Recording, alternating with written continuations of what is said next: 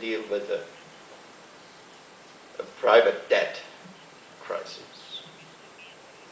But once it transformed itself into a sovereign debt crisis, suddenly all the weaknesses of the currency union and also of the majority of the member states popped up. When we look to the currency union, so allow me the question, why is the survival of the currency union so important for the whole European project? Why did we create the currency union? We created the currency union based on pragmatic reasons. But these were not the key reasons. That it's easier to increase the internal trade in the common market with the currency union. This is very pragmatic. It was not only also to strengthen the European position in the global environment. That's another important reason for the currency union. But we created the currency union for a better and deeper European integration. Historically, stronger integration of the reunited Germany played an important role for some of the major European actors, especially in France and some other countries. But the real driving force was to move forward into a more integrated Europe.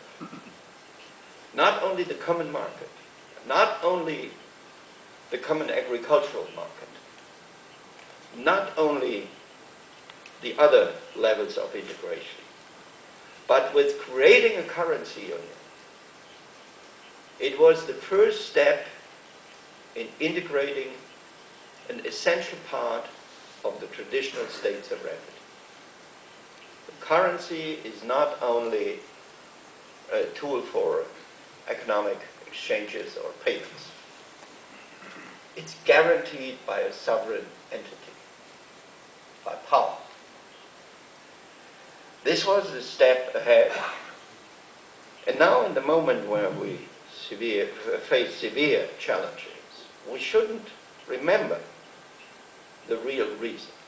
And this was very important. Because the European leaders in the moment of the crisis, when the crisis transformed itself into a sovereign debt crisis, when the obvious deficits of the construction of the euro and the currency union became visible, didn't behave in the expected way. The expected way was, we know Europe is an incremental process. We do what we can now. And if there are serious challenges, the next generation of leaders will behave in a way that they push forward into more integration. It was the first time that this didn't work. On the one hand, for German Chancellor Angela Merkel, for Nicolas Sarkozy, and all the other leaders of the members of the currency union, there was one decision which they have to make. Whether they will defend the euro in the moment of crisis or let it die. This was the decision. Once you decide A, the consequences are defined. Once you decide B, the consequences are also defined. But to decide A and performing like B is a tricky thing. And that's exactly more or less what happened in the first stage of these crises. For example, dealing with markets means to impress them in the moment of crisis by quick, decisive, and strong action. The markets will not go away. They will not disappear. As long as there is blood in the water, the sharks will not disappear. So you have to stop the bleeding immediately, now. It was obvious. How could you stop that bleeding? By addressing the flaws of the currency union. What were the flaws? The flaws were that we had a common currency, but not a treasury, as George Soros said it rightly in one of his arguments. We didn't have a common government. We are still locked in an in-between sphere. With the currency union, with the common market, we brought together the destinies of our economies. We linked it together. So we would pay an extremely high price to break that up, and also an extremely high price to let parts of this union down, because we are interlinked and intertwined. But on the other side, we behaved like in the old reality of the national economy and the national states. Greece, that's a problem for the Greeks. That's not our problem. Wrong, completely wrong. It's not a German idea that we have to regain together the economic strength of the European Union. We all depend on these economic strengths. It's not a French idea that we need to improve our competitiveness in the new global competitive environment. That's our common problem, but we still behave like 20th century Europeans. That's a German problem, that's a Greek problem, whatever. Wrong. Completely wrong. We have common institutions. Thank God that we have the ECB. And we must move in that direction.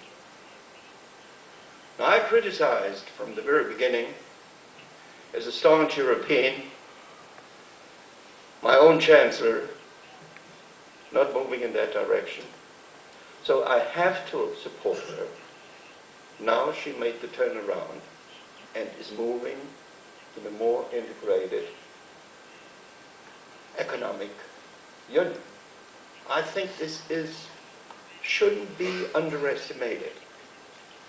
That the German government and Chancellor Angela Merkel now is in favor of economic governance, however you will call it, name it, or whatever. And I think the proposal should be taken serious.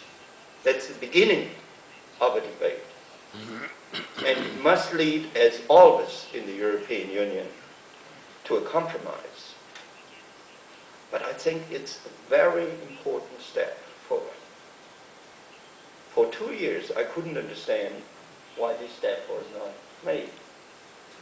And for those who think it should be done in the framework of the treaty, I would agree 100% if it would be doable. But do you seriously believe we can have such a substantial treaty change with the Brits, with Václav Klaus and some others? I don't believe that. And we have in the treaty the paragraph about enhanced cooperation. And one of the success stories, the Schengen Agreement, was reached outside, completely outside of the treaty, but directed